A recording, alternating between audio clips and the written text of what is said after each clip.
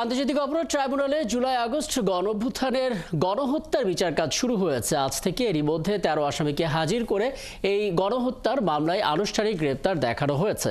প্রথম দিনে 2টি মামলা শুনানি হবে বলে জানিয়েছে ট্রাইব্যুনালের প্রসিকিউটর গাজী MH তামিম।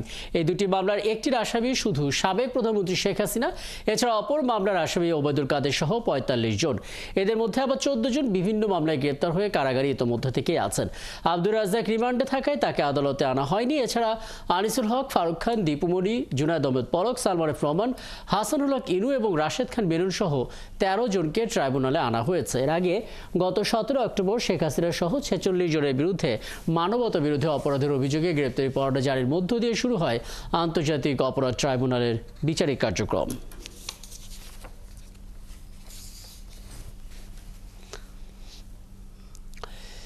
এ নিয়ে একটু বিস্তারিত আমরা জানতে চাই। আন্তর্জাতিক অপরাধ ট্রাইব্যুনাল থেকে যুক্ত হচ্ছেন সহকবি মাইনুল মারুফ।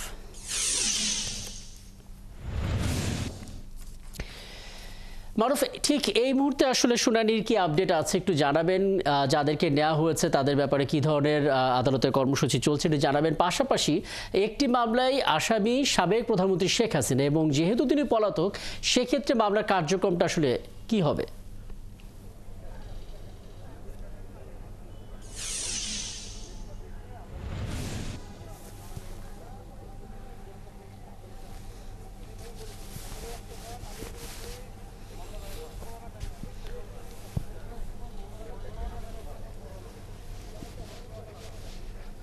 রাকিব, আমি শুরুতেই বলে যেহেতু শেখ হাসিনা পলাতক, তাকে পলাতক দেখিয়েই কিন্তু এখানে বিচার কাজ শুরু হবে এবং অন্য যে আসামিরা রয়েছেন বাকি মোট যেহেতু 46 জন আসামি এই 2 মামলায়, বাকি আসামিদের মধ্যে যারা যে 13 জনকে আজকে হাজির করা হয়েছে এই 13 জনের সম্মুখে বিচার হবে, এজলাসে নিয়ে তাদের বিচার হবে। বাকি যারা পলাতক রয়েছেন তাদের কিন্তু পলাতক অবস্থায় কিন্তু বিচার কাজ চলবে।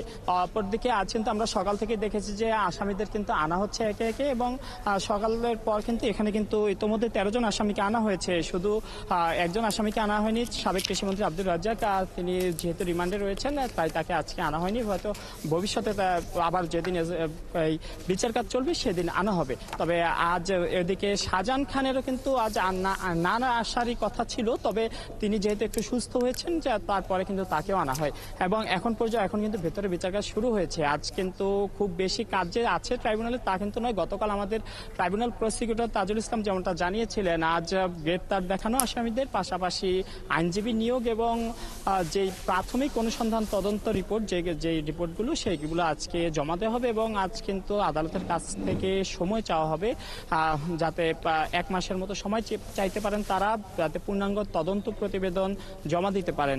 এবং এখন কিন্তু ভেতরে কিন্তু আনিসুল হক সহ 13 জন আসামি রয়েছেন যারা জুলাই গণঅভ্যুত্থানে হামলা এবং হত্যার অভিযোগে অভিযুক্ত এবং এখানে আজকে মূলত 2টি মামলা, এখানে যেমনটা বলছিলেন যে 2টি মামলায় আজ এখানে আনুষ্ঠানিক যে বিচার কাজ শুরু হবে।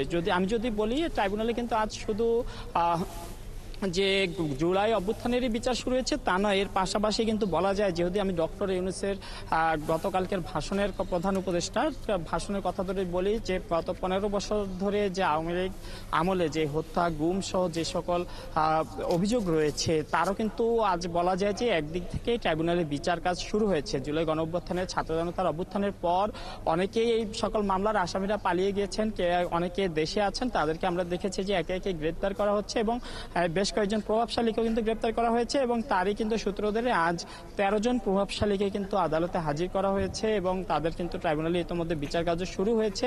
আজ আমরা দেখেছি যে সকাল থেকে কিন্তু যে ডিফেন্স লয়ার যারা আছেন তারাও কিন্তু আদালতে এসেছেন এবং ডিফেন্স লয়ারের মধ্যে যদি আমি একটি নাম যদি বলি, এহসানুল হক সমাজি, যিনি ঢাকা মহানগর আদালতের কিছুদিন আগে পিপি হিসেবে নিয়োগ পেয়েছিলেন, পরবর্তীতে তা থাকেননি, তিনিও কিন্তু ডিফেন্স লয়ার হিসাবে এখানে কাজ করবেন হিসেবে আমাদেরকে জানিয়েছেন।